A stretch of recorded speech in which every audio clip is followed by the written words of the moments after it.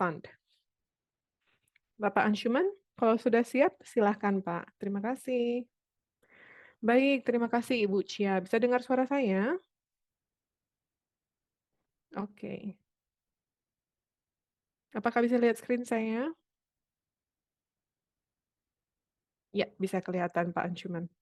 Oke, jadi saya merasa terhormat bisa diundang sebagai keynote speaker ya untuk masterclass ini. Jadi saya sangat-sangat berterima kasih kepada SMBV dan juga semua mitra-mitra di dalam Smart Green ASEAN City Masterclass Series ya.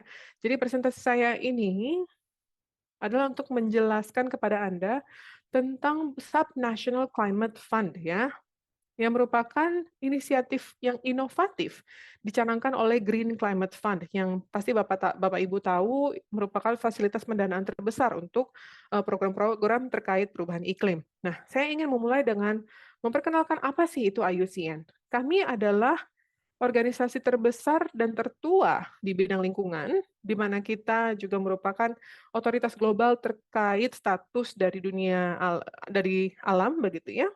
Jadi standar-standar berbasis alam juga kita yang menentukan, dan kita juga bekerja dengan Secretariat of International Environmental Conventions, dan kita juga merupakan badan terakreditasi untuk pendanaan dan penghibahan multilateral, ya, baik untuk investasi iklim dan lingkungan, bersama dengan badan PBB lainnya juga. Jadi kita sebenarnya cukup unik ya, di mana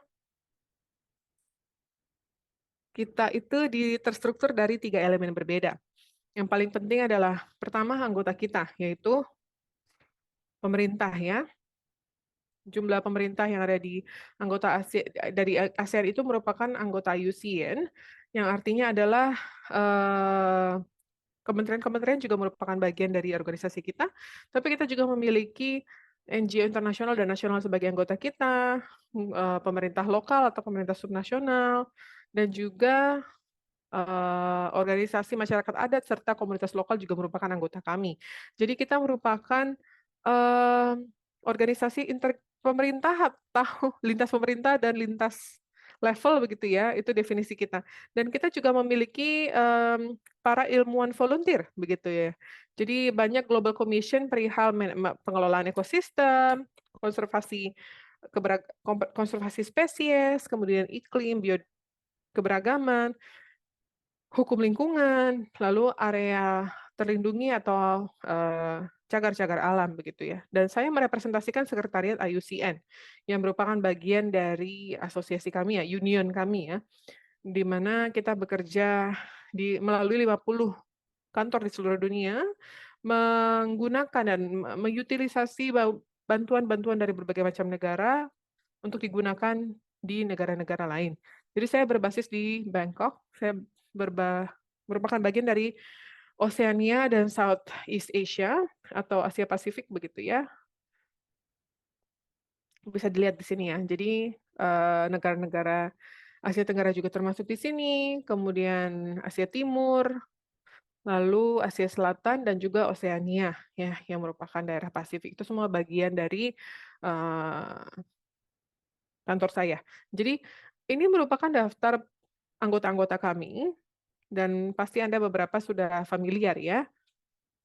Dan beberapa dari kota juga merupakan anggota dari kami, di mana kami sudah bekerja sama dengan mereka untuk menciptakan standar-standar, perangkat-perangkat, dan indeks-indeks ya, untuk mengarusutamakan solusi berbasis alam ke pengembangan urban ya. Jadi kita memiliki berbagai macam indeks alam, indeks urban nature kita bilang ya, indeks urban nature IUCN yang dikembangkan oleh berbagai macam kelompok atau tim, dan kita memiliki topik berbeda-beda. Saya tidak akan bahas secara detail ya, karena waktu sangat terbatas, tapi tentu Anda bisa temukan link untuk perangkat ini, perangkat/framework ini yang bisa nanti Anda akses setelah pertemuan hari ini.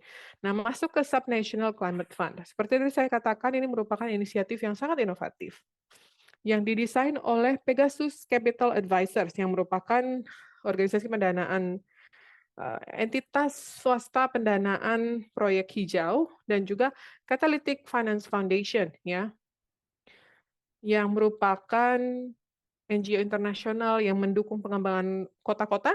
Yang pertama ditemukan oleh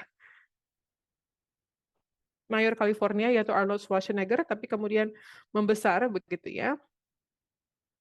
Dan setelah itu IUCN serta Gold Standard ya. Jadi kami memiliki pendanaan $750 equity dan $18,5 juta hibah untuk technical assistance ya, untuk mendukung proyek ini. Jadi ada $600 juta financing atau pendanaan yang ingin didistribusikan oleh Pegasus Capital, yang biasanya kita berfokus untuk menciptakan mekanisme blended financing untuk mendanai proyek-proyek yang bankable ya, yang diusulkan oleh otoritas-otoritas nasional serta subnasional, dan juga berfokus untuk menangani dampak iklim, kemudian prioritas terkait SDG, lalu solusi berbasis alam untuk 4 area spesifik. Yang pertama adalah untuk energi keberlanjutan, kemudian pengelolaan sampah dan air, pengembangan daerah urban, serta agrikultur yang berkelanjutan. Dan fokus kita adalah kepada 42 negara berkembang di daerah Asia Pasifik, termasuk Asia Tenggara begitu ya, yang mereka yang merupakan bagian dari ini merupakan Kamboja dan Indonesia sejauh ini, dan juga Myanmar. Sejauh ini ada disuspend karena ada isu politik, tapi juga kita punya Fiji sebagai anggota dari Asia.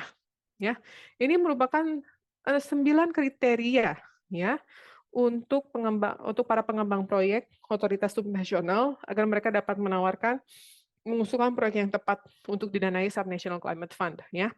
Jadi proposal proyek itu kita terima secara global, di mana proyeknya itu harus terletak pada negara beneficiary atau negara penerima manfaat, contohnya Kamboja, Indonesia, Myanmar begitu ya. Setelah nanti suspension-nya dihilangkan. Dan proyeknya itu harus mentarget satu atau lebih dari sektor-sektor kegiatan kita. Dan kemudian kontribusi modalnya itu sekitar 5 sampai 75 juta USD begitu ya.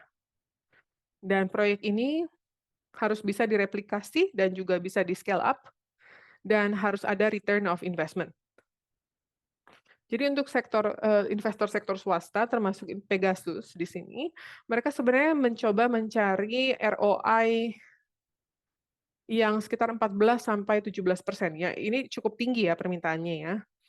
Tapi walaupun Subnational Climate Fund proposal Anda itu di shortlist dan kemudian didanai sebagai bantuan teknis untuk mengembangkan proyeknya, termasuk untuk melakukan berbagai feasibility study, kemudian AMDAL, tapi tidak ada jaminan bahwa para pendanaan developer itu akan benar-benar mendanai, kecuali Anda bisa mendemonstrasikan bahwa proyek ini bisa menyediakan ROI dengan rate sekitar 14-17% ya.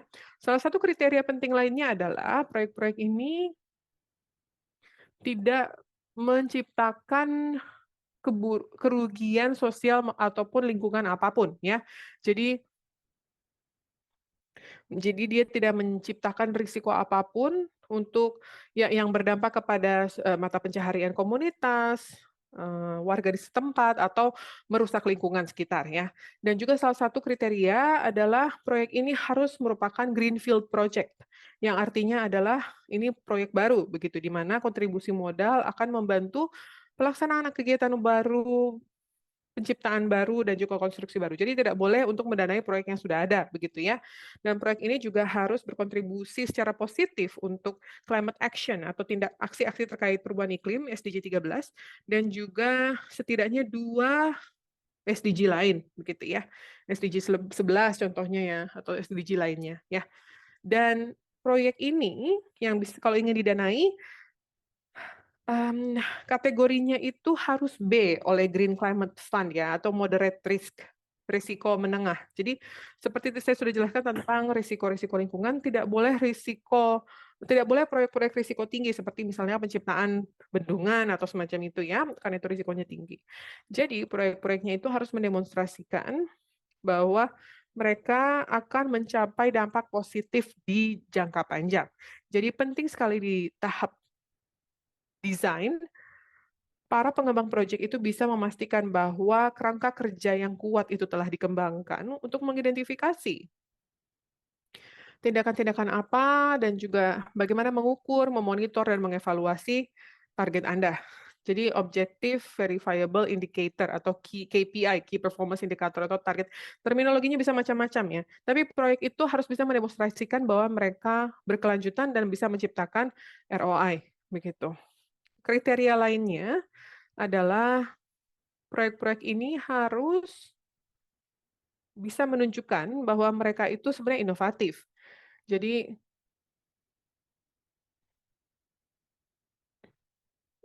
proyeknya itu tidak boleh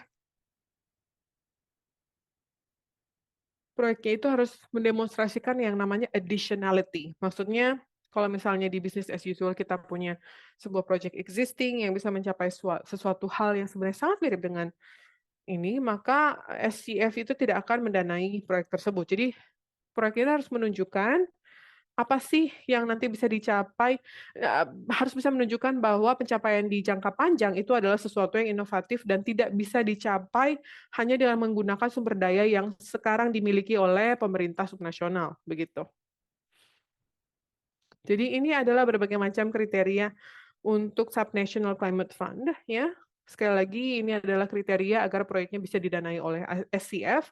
Nah, ini adalah kriterianya ya. Konteks yang pertama harus mendemonstrasikan dampak positif, dan juga harus, moderate risk untuk di dalam IS/IMS. Mereka juga harus secara teknis kuat, secara legal harus bisa dilaksanakan, maksudnya adalah tidak melanggar peraturan perundungan apapun, juga harus layak secara ekonomi, harus memiliki nilai additionality, seperti tadi saya sudah jelaskan, dan proyek-proyek ini tidak boleh memiliki risiko yang sangat tinggi, termasuk risiko politik atau risiko-risiko terkait, mmm, ketidakstabilan, eee masyarakat begitu dan ada juga beberapa proyek yang bahkan harus dipindahkan ke daerah lain kan dikarenakan risiko seperti itu. Tapi kita juga harus bisa mengidentifikasi siapa saja kolaborator atau counterpart yang akan bermain peran di sini. Nah, Anda juga bisa menemukan detail lebih lanjut di link ini. Jadi seperti tadi saya sudah katakan, dana SCF itu merupakan dana blended finance ya, dengan $150 sebagai concessional equity financing dari GCF dan beberapa jumlah yang lain itu adalah commercial lending yang digunakan oleh Pegasus atau dikontribusikan dari mereka sendiri dan kita juga memiliki tier facility ya, TA facility maksudnya technical assistance. Jadi ini juga melibatkan IUCN, Catalytic dan Gold Standard ya untuk mendukung para pemerintah subnasional perihal pelaksanaan kegiatannya. Jadi menyediakan fasilitas persiapan proyek atau project preparation facility, lalu melakukan capacity building, lalu membantu di bidang monitoring dan evaluation. Atau MONEF ya. Jadi SCF itu sekali lagi itu adalah blended financing dan itu merupakan investasi untuk bisa itu tujuannya memfasilitasi investasi ya bagi, pemerintah subnasional dan juga mendorong solusi inovatif, mendukung pelaksanaan kebijakan termasuk reformasi, pajak, dan juga memperoleh insentif dan jaminan dari negara, dan juga mempromosikan sistem keuangan yang kuat ya, untuk bisa mengembangkan sektor swasta dan mengembangkan kerangka kerja legal untuk keberlanjutan lingkungan, menjadi sandbox di bidang teknologi, dan juga menciptakan solusi inovatif, dan juga melanjutkan kolaborasi. Jadi, kita ingin menciptakan ekosistem dengan terus melibatkan pemangku kepentingan utama, menggunakan keahlian yang ada, membangun kapasitas dan juga berpikir global dan membangun aliansi regional yang kuat. Terima kasih banyak. Kalau Bapak Ibu masih memiliki pertanyaan tambahan atau cukup tertarik untuk mengusulkan proposal atau aplikasi ke SCF, jangan ragu untuk mengkontak kolega saya yaitu Shizuka Onishi yang merupakan manajer kita berbasis di Switzerland ya. Atau Dr. Satrio Adi Wicaksono yang juga merupakan rekan saya di kantor Bangkok di sini. Jadi terima kasih banyak.